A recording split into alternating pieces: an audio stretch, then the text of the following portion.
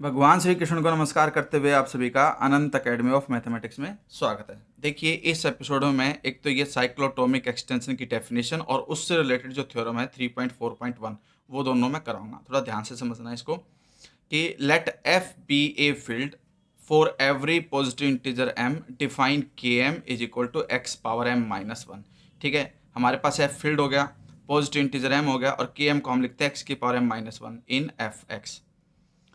If an extension k of f is a splitting field of one of the polynomials km, यानी कि अगर मान लो आपके पास जो एक्सटेंशन k है वो स्प्लिटिंग फील्ड भी बन जाता है पॉलिनोमियल्स के एम में से किसी एक का, then it is called a cyclotomic extension. तब हम उसको क्या कहेंगे? साइक्लोटोमिक एक्सटेंशन कहेंगे। अब थ्योरम में देखिए, let F be a field with non zero characteristics, यानी कि हमारे पास फील्ड है जिसका करेक्टरिस्टिक्स नॉन जीरो है, then the cyclotomic extension is both separable and normal. हमें ये वेरीफाई करना है कि जो साइक्लोटोमिक एक्सटेंशन है वो सेपरेबल भी होगी और नॉर्मल भी होगी। ठीक है, तो सपोज करते हैं सबसे पहले कि f has non zero characteristics. Non zero characteristics है, इसका p होगा, p एक प्राइम नंबर होता है automatically. Then every positive integer m can be expressed in the form. अब m को अगर मैं प्राइम नंबर से डिवाइड कर दूं तो करेक्टरिस्टिक सिचुएशन के अकॉर्डिंग p की पावर कुछ आएगी, तो p की पावर r मान ली और इनटू में m1 आएगा, जहां पर p जो है m1 को डिवाइड नहीं करेगा। यानी कि m को प्राइम नंबर p जितनी बार डिवाइड कर सकता है वो डिवाइड करने के बाद आपके पास एक m1 बच जाएगा और r greater than equal to 0 होगा and p does not divide m1। ठीक है, ये कंडीशन हो गई क्लियर।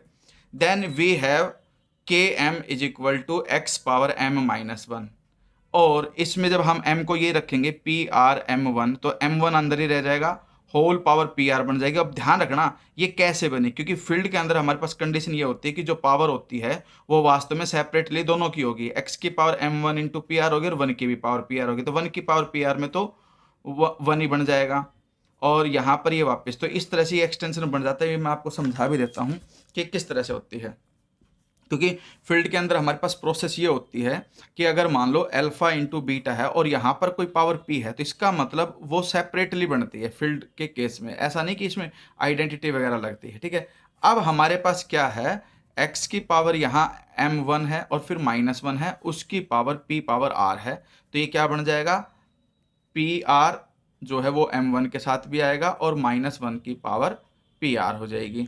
अब ये तो बन गया आपके पास वापस m, तो x की पावर m और ये आपका -1 ही रह जाएगा, तो इसलिए इसको मैं ये लिख सकता हूँ, यही इन्होंने लिखा है इसके अंदर। ठीक है, अब यहाँ पर ये कंडीशन आ गई कि इसको मैं के एम वन लिख सकता, क्योंकि अब यहाँ पे m की जगह पे m1 आ गया, इसलिए मैं इसको के एम वन लिख देता हूँ, के एम वन की पावर पी आर।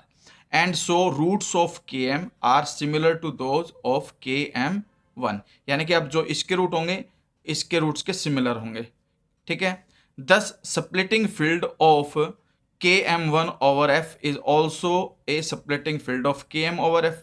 फिर सिमिलर होने की वजह से जो स्प्लिटिंग फील्ड होगा के एम ओवर एफ का, वो आपका ऑल्सो स्प्लिटिंग फील्ड ऑफ के एम ओवर एफ भी होगा। Thus in this case we consider only those polynomials K M for which M is not divisible by the characteristics. अब हम क्या करेंगे कि इस केस के अंदर हम सिर्फ उन पोलिनोमियल्स को ही देखेंगे जिनमें m जो है आपका करेक्टरिस्टिक्स जो p से डिविजिबल नहीं है। ठीक है, अब उसके लिए हम क्या करते हैं, डेरिवेटिव करते हैं के m का विद रिस्पेक्ट टू x। इसमें हमने किया m आगे x की पावर m-1 और जो -1 था उसका डेरिवेटिव 0 हो गया, तो ये हमारे पास डेरिवेटिव आ गया।